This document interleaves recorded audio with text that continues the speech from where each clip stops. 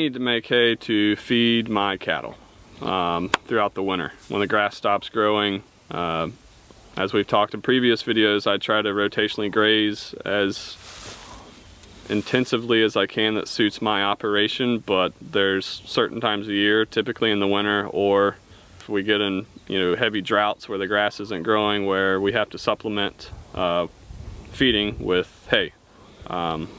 Hay is cut grass that is dried, and then we bale it up, and it's nice to keep it under a roof or a tarp to shelter it from the weather, to make higher quality hay and keep it higher quality for longer. The higher quality feed you have for any animal, the better it is for them. I cut this field with a mower. It's a disc mower, 2 days ago. I came back yesterday, Thursday, and I tedded the field. Some people call it fluffing. A bunch of different baskets that they call it that have little fingers, and it'll grab the hay and it'll throw it up in the air and spread it out, and it'll get air to it. And the point of that is getting the moisture content down in the grass to where it's dry enough for us to bale. Right now this year, getting the grass dry has been relatively easy. It's drying really quickly because the humidity is low, there's a light breeze, it's hot and it's sunny, so this is like the perfect recipe for drying hay quickly, which means we can cover fields quickly and get a whole lot done in a little bit of time. Other years, if the soil is real moist, has a lot of moisture in the soil itself underneath, when you cut the hay and you fluff it out like this, the hay, it takes it longer for it to dry the hay out because it's wet underneath, or more wet than it is now. Other things that happen is, let's say you cut the hay one day and it rains the next day. Then you've got, that puts you back a day. Or you have to go over it again with the tedder. Or if you cut it and you let it sit for a day and then you ted it the next day and you get to raking and it's about to rain or it rains again, then that'll set you back again a day too. So playing with the Mother Nature and the moisture is the key with that.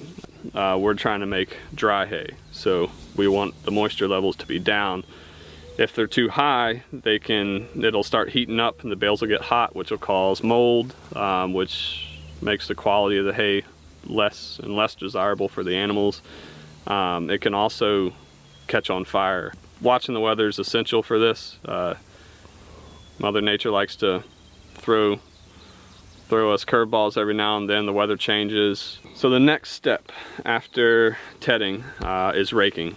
This is an example of a rake here behind me. This is called a wheel rake. I just transported this to the field by my truck, so it's up right now. It connects to the tongue of the tractor with a pin. This rake is controlled by hydraulics, and that's it, and just driving. There's no PTO shaft that hooks to it. You just hook up this one hydraulic hose, and that folds these arms down. These wheels right here have tines, a bunch of tines, and these will touch the ground, and you can see how it's rotating. When it's touching the ground, it'll rake all the hay into what we call a windrow.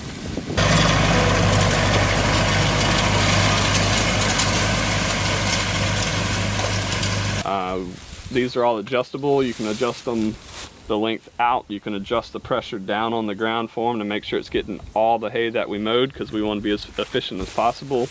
You can also adjust the width of the windrow that it's funnel it all into, because the next step is going to be the baler. There's different size balers and different types of balers. There's square balers, there's round balers, there's different size round balers.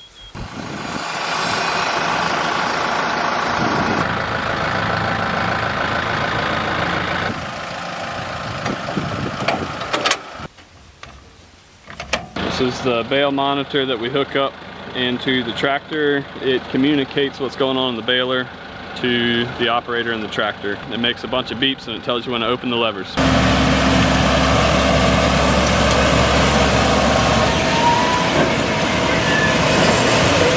Alright, so we just made the first bale.